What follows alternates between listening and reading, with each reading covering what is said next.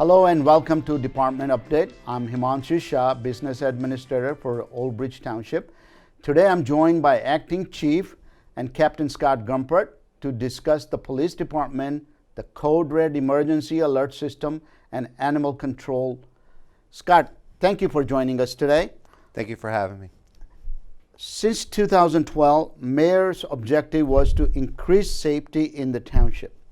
The Mayor and Council enacted anti-nepotism ordinance and gradually increased workforce in the police department from 80 to 103.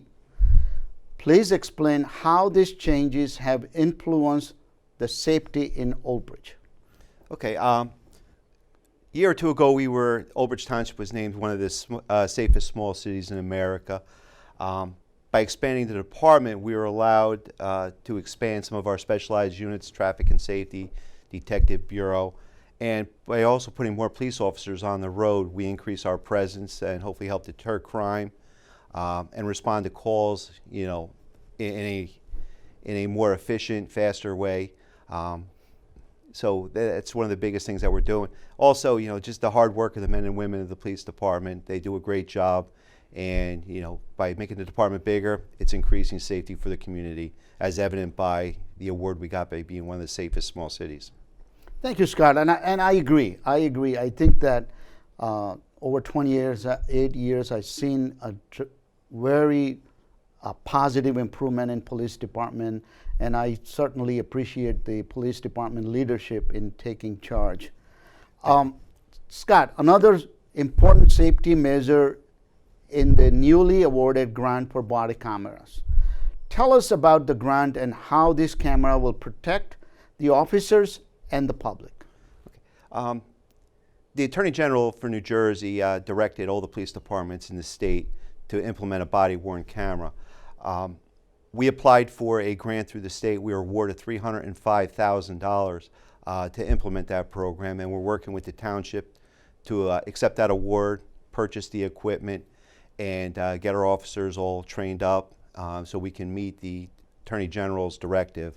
The purpose of the camera, and one of the biggest things that I see, is we're going to be able to protect the integrity of the police officers and the community by taking out some of that he said, she said. So the inconsistencies in reporting will be able to go to the camera, so to speak, and view that information.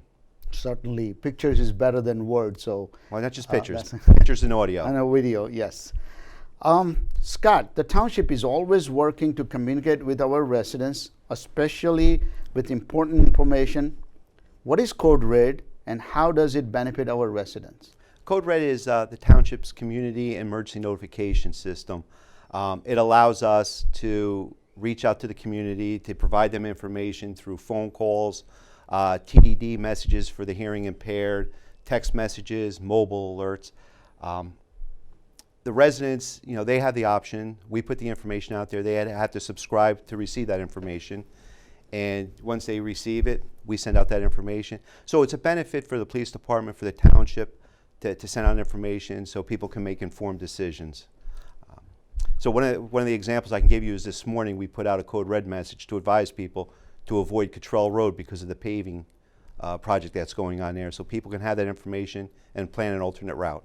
It's a great tool. I always pay attention to when I get the CodeRed alert. So thank you for keeping everybody informed. It sounds like a great communication tool for emergency situations. So how can people sign up? People can sign up by going to the township's webpage. Down towards the bottom of the page, there's the CodeRed link. Click on that. You can follow the prompts. You can register with your Google account, Facebook, or Twitter accounts. You can also go to the App Store or Google Play. You can sign up for the mobile alerts through them. You can even text to 99411, type in Old Bridge Town NJ, and then you just follow the prompts through your text messaging, and you can receive those alerts. Oh, that's great. Many ways to sign up. So hopefully everybody signs up. Scott, one of your responsibilities is to oversee the animal control officers and animal shelter. Can you tell us process of responding of animal calls? Okay. Our animal control officers are available 24/7.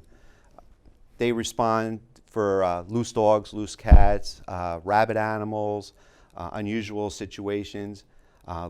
Any situation involving animal that would be a threat to the health and safety of the community, our animal control officers will come out there. We also deal with a lot of wildlife. People don't know that, but we do. Just one thing when dealing with wildlife is people, should you get a raccoon or a squirrel in your attic or your basement, that's your responsibility.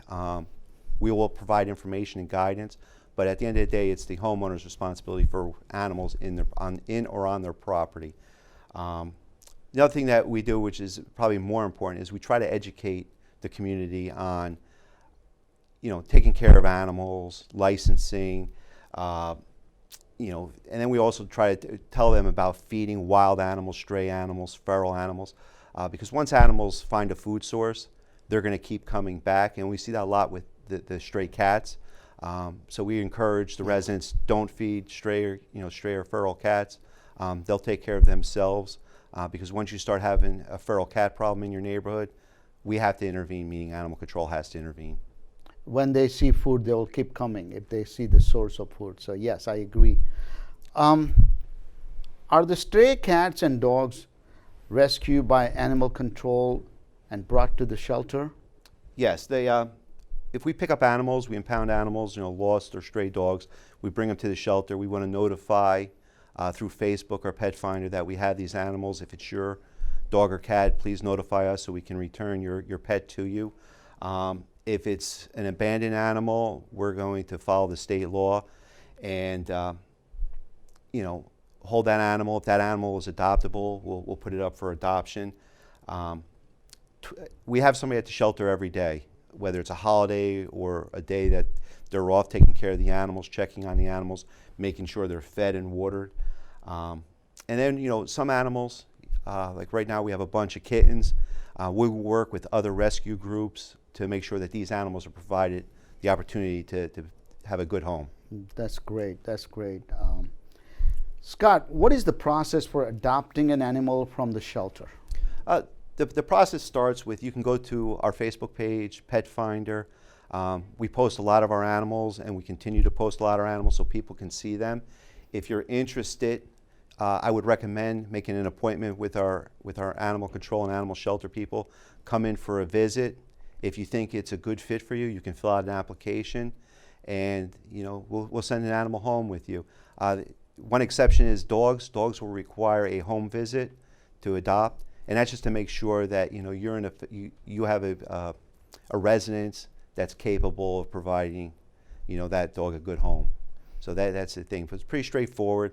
See an animal you like, come visit it, fill out the paperwork, and you've rescued a dog and a cat from us, which is a good thing. Great. Yes, absolutely. Scott, thank you for joining us today and providing viewers with the information. We encourage everyone to sign up for CodeRed and visit the animal shelter if you are interested in adoption. For more information, please visit the township website. I'm Himanshu Shah. Thank you for watching, and we'll see you next time.